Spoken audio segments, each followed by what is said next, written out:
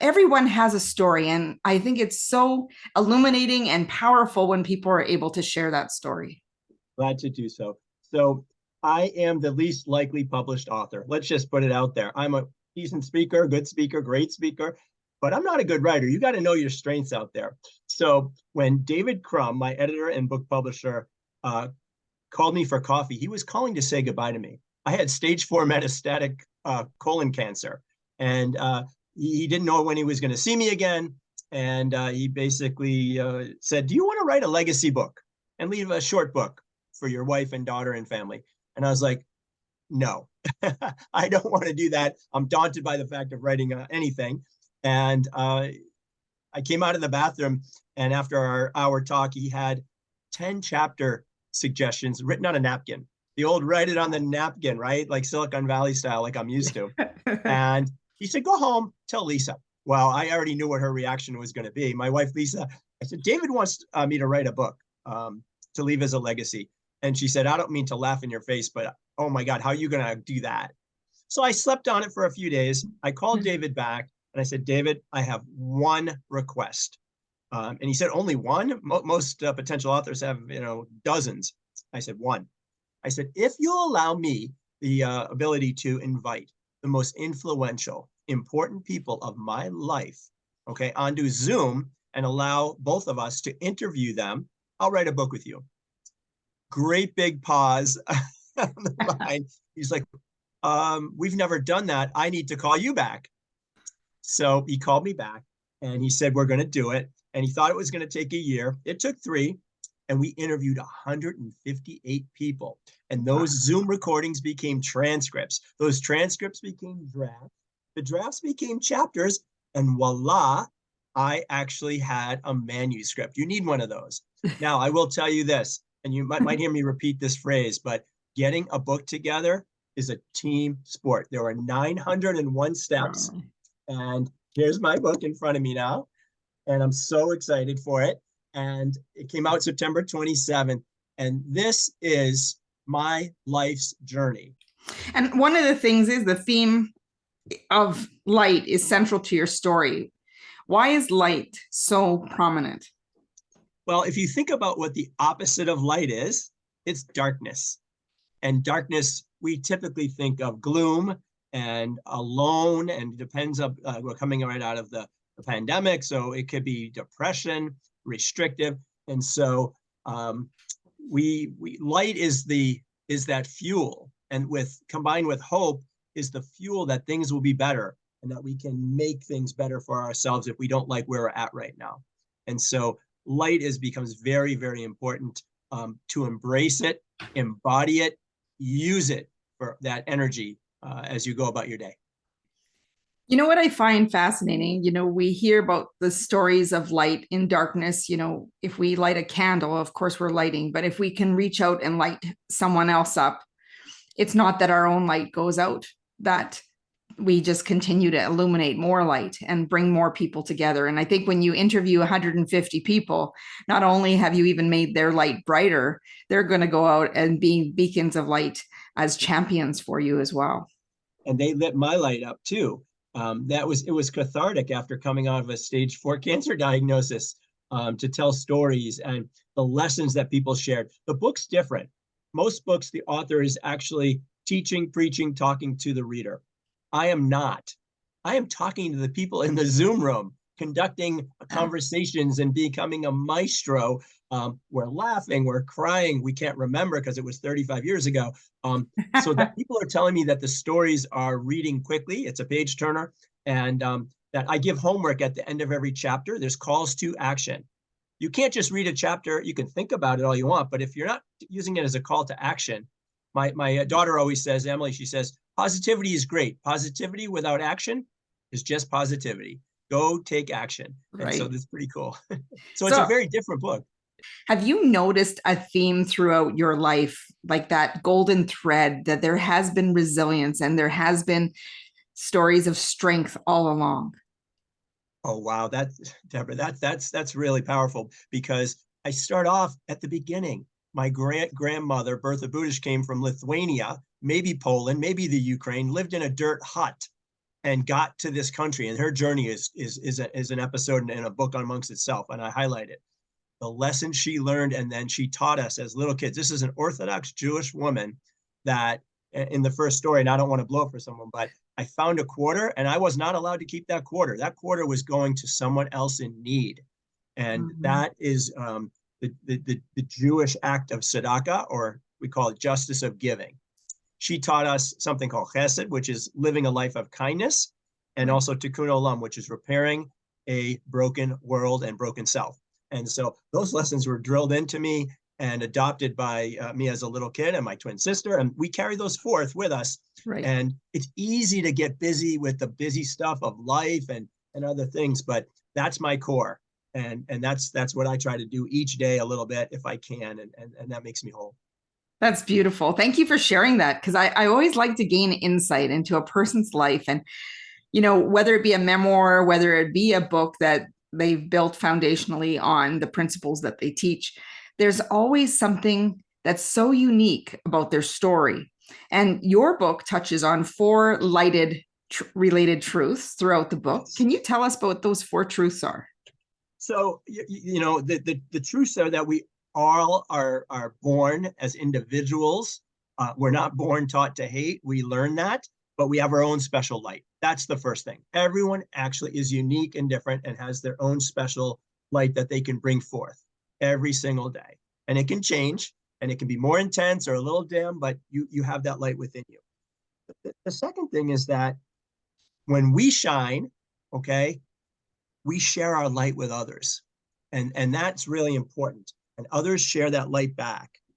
And so part of my kind of survivorship after I've been knocked down is that resiliency, is that light help rebuild me. The light of others, my cheerleaders, my posse, my troops, the prayers, the memes, the books, the jokes. I took it all in and it helped me get back on top again. And so that's the other one. And then the last thing, and I use this term force multiplier.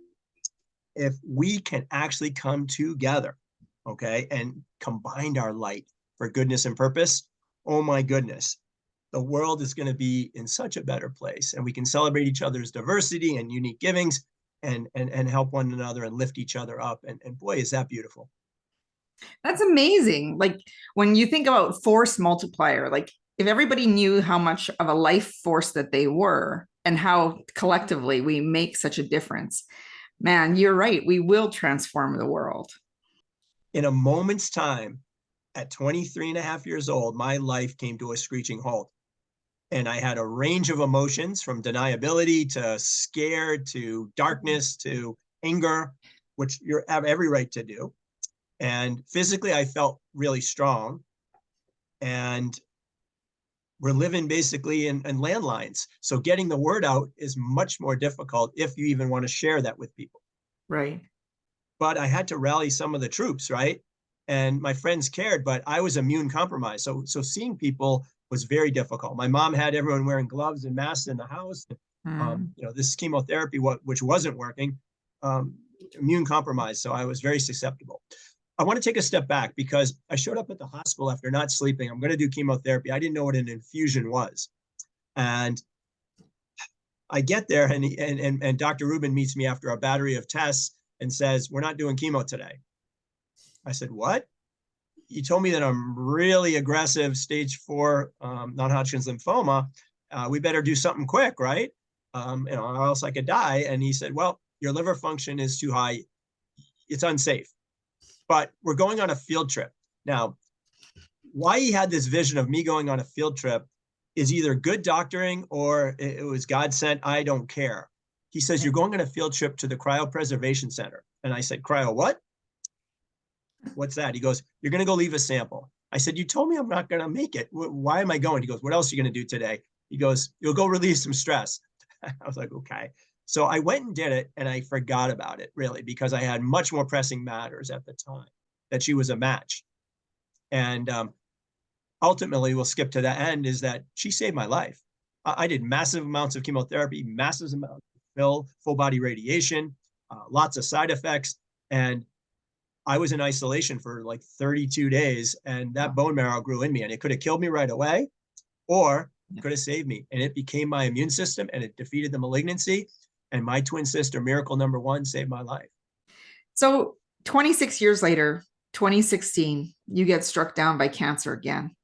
This time, stage 3 colon cancer became a stage 4 metastatic cancer in 2017. Very slim chances of survival. In what ways has your response or outlook different the second time around? Because, when you face it once in disbelief, I can't imagine when you hear all of this coming out a second time. I could see, what did they just say? Tell us what that was like for you. There's still disbelief. So I'm an athlete. I'm in good shape. No real symptoms.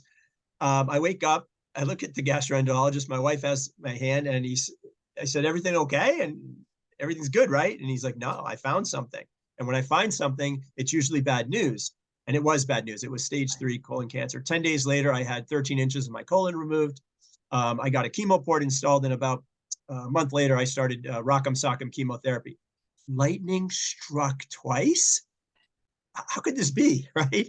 Yeah. But I was different. I'm in a different stage. I'm 50 years old. I'm a husband and dad. And it was different this time around because I was a war veteran. I knew what being on the line of fire was. So this time, obviously, I let myself, have some darkness, very little, but I was a Marine on a mission. I knew I had to live. My daughter was just starting high school, and I wanted to see her graduate high school. That was the goal. Make her graduate high school.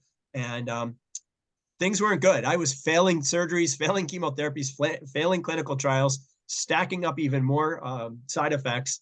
And but I was active when I could be. I was the soccer team manager. I ended up shutting my companies down because I had to choose between focusing on living, and I didn't want the extra stress of running my businesses. Plus, I was sick all the time.